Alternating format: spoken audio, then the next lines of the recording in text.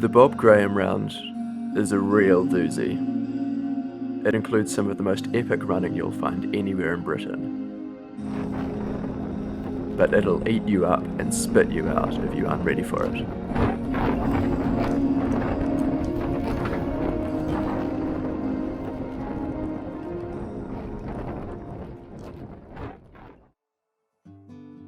It all started back in 1932 when this guy, Mr. Bob Graham, packed his sandwiches, buttoned up his shirt, and walked out the door of his Keswick home in England's rugged Lake District.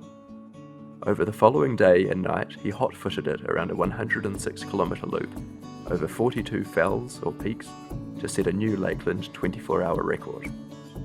A lot of people didn't even believe him at the time, and it took 28 years before anybody repeated the feat in under 24 hours.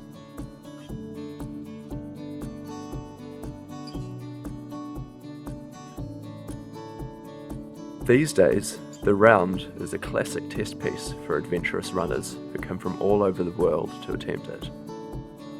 And that's where we come in. 5 young Kiwis living in the UK looking for a local challenge after our travel plans were scuppered by COVID.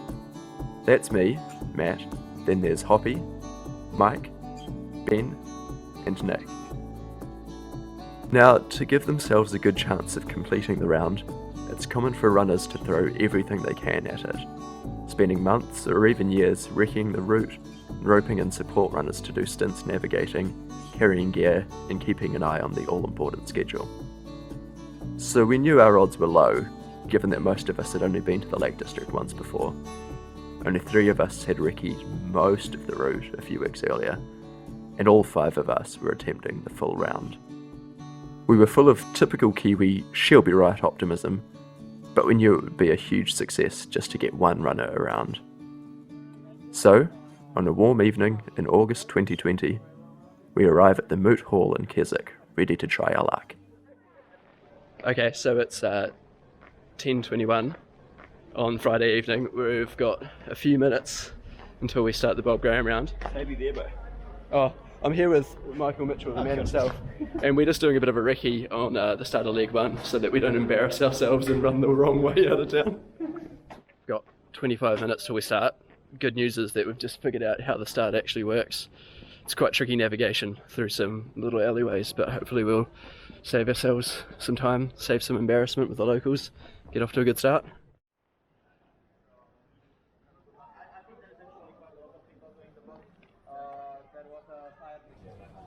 There we go. We're good? Yeah, let's go. 3, 2, 1. Let's do it. Yeah.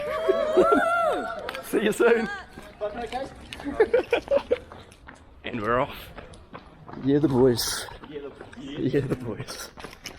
Now, we rehearsed this earlier, Mike. Don't fuck it up.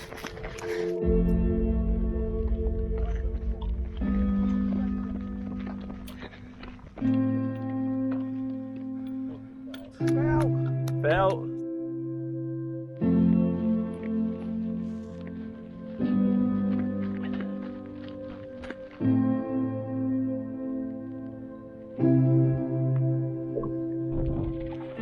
We finish leg 1 on schedule in 4 hours and meet our crew for the first of 4 roadside support points, but the cracks are already appearing. Nick has done a pretty good job of hiding the fact that he's been throwing up on the side of the trail for the last hour, but he knows it's time to pull the pin. Still cheerful as ever, he's adamant he'll rejoin us later once his stomach has settled down a bit. What's up, team? Aid station number 1! We crack into leg 2, but the pack soon gets split up on the long, steep climb up Clough Head after a bit of confusion in the dark. When we regroup, Hoppy and Ben have accepted that today just isn't their day, and they insist that we push ahead without them to maximise the chance of somebody getting round. There isn't time to argue, so we reluctantly oblige and leave them to finish the leg in their own time. Only 5 hours into the attempt, our group of 5 runners is now down to just 2. Michael and me. We're treated to an incredible sunrise up Helvellyn, but I can't help but feel that our luck is starting to run out.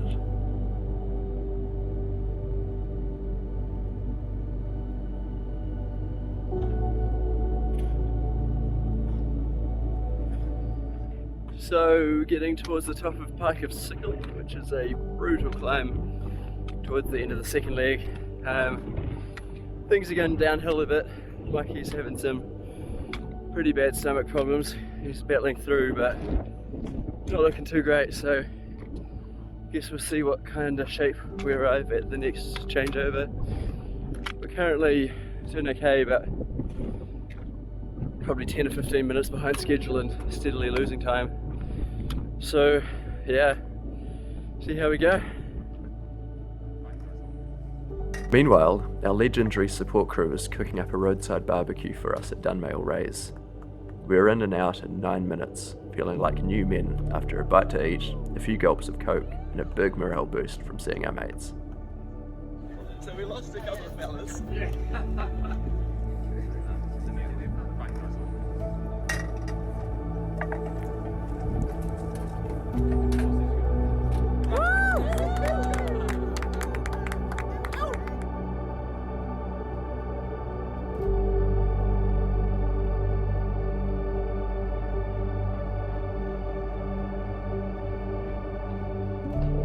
Making some headway into leg 3, which is generally known as the toughest leg. Lots of ups and downs, including Helvellyn Peak, tallest peak in England. Energy levels are fading a bit, but managing to keep within about 20 minutes of the schedule. Might still be in with a shot. It's now mid-morning. We've been on our feet for over 11 hours. The heat of the day's setting in, and we're losing precious time over the difficult terrain. But we hit the jackpot when we bump into another group of runners attempting the round. They know the terrain well, and they're happy for a couple of plucky Kiwis to tag along with them. So we tuck in behind them and hang on for dear life. Where are we, Mikey boy? Helvellyn Peak, mate. Absolutely cooked.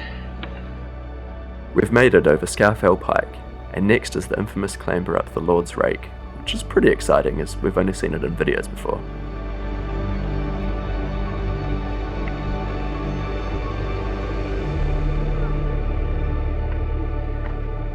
Isn't it lovely? We top out on the final peak of leg 3, knowing we've made it through the toughest section on the round. But the writing's on the wall. We're absolutely knackered after running 70 kilometres, and we've still got almost 40 left. We've burnt through the entire 40-minute buffer on our schedule, and despite pushing as hard as we can, we're only losing more time with each additional summit. We're running out of time, and our motivation is going with it. But our crew isn't having a bar of that. Down at Wasdale Head, they stuff food in our mouths, change our shoes and socks, grab our gear, and drag us back out onto leg 4 before we have a chance to voice our doubts. For the first time, some of our crew join us as support runners. It's an absolute game changer. They carry our stuff, make us laugh, hype us up, and gradually convince us that we're still in with a shot. We still have to fight for each mile and each summit, but it's a privilege to do so surrounded by good mates and in a bloody incredible part of the world. We make it round leg 4 without any major hiccups.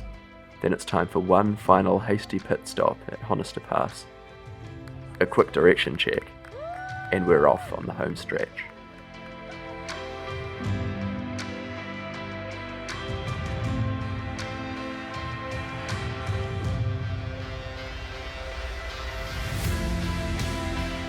It isn't long before we spot Keswick in the distance, and we know we've clawed back just enough time to give us a chance of getting the job done. It feels like we're flying. Half of the crew joins us for the final road section, and the other half races ahead to welcome us back to the Moot Hall in Keswick. We realise that we've somehow managed to squeak it out against the odds. It's truly a team success, and an experience we'll all remember for a long time to come.